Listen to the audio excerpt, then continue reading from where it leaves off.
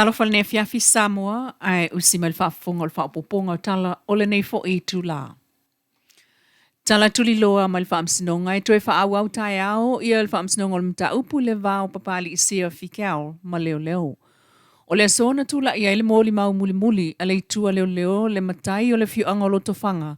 Lea na ia momoli le sunga papali isia i leo leo. Na whaamatale le fiuanga amitua na isa silia la ilima. O le aso to na ai whaafia fina o atu ai pali ilo na mota ilo tofanga. Na lua tu pali i le tabale malato tal nom sa to whaai pali ilo lato fale i le po lea o le aso to na ai. Malama le aso sa ilana maitau o mana o lava pali e fia whai atulan tala i ateia. Ma avelo iai lona taimi e whaalongo ai i le tala o lo mana o pali i sia e ta wane. E ui ina sa mana o e ta wane lana tala e sa whai ngata fo i ona whaamatala. Mai a whasilisili awa wa ilo iai, mo le whaafai ngofia i a teia, o nai loa le meo lo tupu. O le tala papali i a teia, e iai se mea te le lava na ia whaia. I did something very terrible, something very bad. Ma tau e papali i sia o lana wo. Sa tau fua le whaamtalanga pali, pe ta ina i whasili iai, po o le taavale lea na alua tuai, o le taavale le tangata lea e fia tala noane ai, ai tali pali i oe. Na toe fesili iai po le tangata lea olo ola. Ai sana o le lulu watu o le ulu o papali i le ai. Mata watu e pali i oia sa fia pule ilo na ola, peitai. Waia mana o e alu i leo leo e tau iai. O le tai au leo leo sa, mai sa vili ai loa. E le fionga amitua na i leo leo matau iai le mea watupu. Mai ia wha matala i leo leo, le la tala noanga mapali i sia. Ai o nisi i le fale o papali i sia i vaivase, ma ta tala le whaitoa e wa aili tangata o loo wha amatala i sia o ilona fale. O le taimi lea ua amane fo i sia le ki o lona fale ia amtua nai. Na wha maonia e le mōli maulea leo leo e na te sila fia papali ma sani le iaito e ainga ma na te ilo fo i iai a fianga o lona mawhau ma isi ngā se tu mau e a fiai. E le wha amtalanga amitua nai o le taimi na tala noa i a sia sa ia mōli mawinai e atangia ele i mawuse malo longa moe a papali. Mai o le tūlanga lea e o iai tangata e le lava le malo lo e iai o na afianga i ala tau ngai o inga whaipe whaatino. E le inua ni fuala au mai le ilo foi e le mōli mau po ana whiana ngata i le inu fuala au a papali sia. Ai ilwa inga lau tele mwhai o na iai a afianga o mea whai ele tangata pe a whai ele o au ngā iai ntonga fiti. O le moli maulea leo leo le fionga amitua nai, o le fō mai, mai o lona si la fia i a papali, e iai a fianga tu mau o lona soifu e pei o lona mawhau.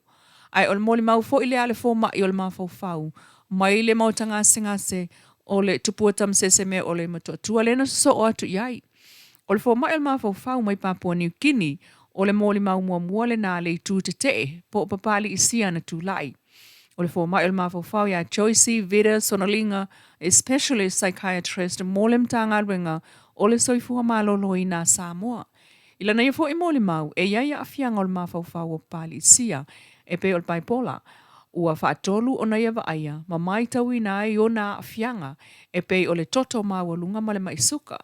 Na umal mō le mau o le fōmai o le mawhawhau lea, ma ua tolo atuai i le aso atai au, e whaaua wai mō le mau o le tua pali isia, o tuula iai le fionga una sai uni sa polu.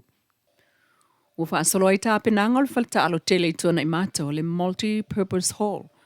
Ina ua umane o na awa ese mea whai ngā ruenga le ofisa o pālota na o lātou whaonga. I le taimi o tā penanga o le pālota tele ma le whaitau ngālo i o le pālota le vastal wai. O le masi i ato ngā ruenga le fono whaitu la fono a Samoa e whaatino mai i le whaleta alo tele i tuana i mātou i le solua le vai sa FOU. Talu, olo o tātou mōli mawina, le a fia tuai ma le siusi o manga o le mota fono i muli nuu. I ngā luenga o le whaatino nei mo le mota o le ofisa o le fono whaitu la fono. O le ofisa o le fono o le o whaafoe ane i le mota o le tofilau eti a le sana i le tu i sa e o le mota fono. Peitai, o a fianga o le siusi o manga o le mota fono i ngā luenga o le mota malona ofisa. O lo o a o fia tuai ma le whaavai o le mota fono i lona pito i luma. O le pito i luma o le whaavai maua lunga le nā sa whaatua i le whale i e tele. I le tausanga lua o lua tasi na whaatautoa i le malo fo o le fās. I lona whaato a pale mai e ta i Samoa. Pe ta ewa mai ta wina le whitau I fo'i o le toe whaatau tōl ta inga whaawa o le whāslu o lua lima. Ma le le ai fo'i o se awa noe le mō te whono. Talu ngā ruenga o lo whaatino I lunga o le whaavaesi ma malumane. Ai o le vai aso nei, lean a matai ngā ruenga tā pena o le whalta alo te leitona I mata mo le wha moe moe o le whaatautonga e ta tala alo I ai le pale mene lona sifulu valu o le malo tuto o tasi o Samoa. E pe on polo ia le fionga I le au malu le malo tuto o tasi le fionga a tui mlele I whano wa ale toa so alau vile lua. Le whainga malo fau o le whasi lalo le taita inga al pal mia la ule le mali e toa pula te vau le ua tea pula te vau Forsi Schmidt. O lo tu maulava le numero silia o palo tal fai pule manu malo le tu malo a inga le tai. I le umane o le tusa o le valu I tu lana tu e faita wai le pa lato palota. O le faitaunga le a inga I le tai na fai ai lumo le fionga le whamsino church ato a sa anga. O le whamasinonga fa ai tu malo. Na amata mai le tau le lua, ana nafi. Ai whaato a umane tu so le se fulu, ana po. Mai sa longo sa ia matapua, ia pa ia o au lango mai le tu malo a inga I le tai. E le ngata o le au a inga o le whaipule, ai whape na foi. I le isi tu na talo sanga mo le toi, whaita wino le lato palota. Na langona fo I leo o le whaaftai mai le tu tapua I a le whaipule filfilia. Le fionga au apa au mulipola au le tafua, mulipola o le fas. I a inga mawona lava sa ia le whaitaunga o le palota. O le tu malo le sili le lua afe tangata palota, aina manu malo le afe se la wono sfulu iwa palota au apa au le fas. Ai afe se la umale tolu palota, na so o atu ia le HRPP, mulipola le ata o le sa laki. Lona tolu le ata o le sa Jerry Brandt o le suitu to tasi, e lua se la walu sfulu palota. Le va a Samoa James utuva tu to tasi fo e se la ulua sfulua, ma se ulu iloa tongi ai se la ulima sfutolu. O le soe toi wha awa waile whaitaunga o I tu malo I potu whaamasino I tolu o le whaamasino wha I tu malo. E au fiai sa nganga numero tolu I lumo le fionga Judge Talasa sa anga.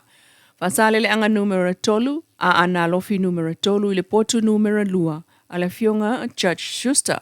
I le umane o le whaitaunga ana nafi o ala tau o isi sifo ma whaasale le anga numero tasi o lo tu maulava o la tau whaipule le a ise suinga I la tau palota na maua. Whapena fo'i I tu malo, o ale pata I tu pai lunga mga ngai whamonga numera lua. Ilu mo le fionga, Judge Alala Toa Rosella Viane Papali.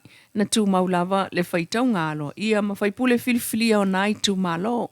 Vanga na ile to e seo palota lea lo ia mai le sui na tangia ngā ngai whamonga lua.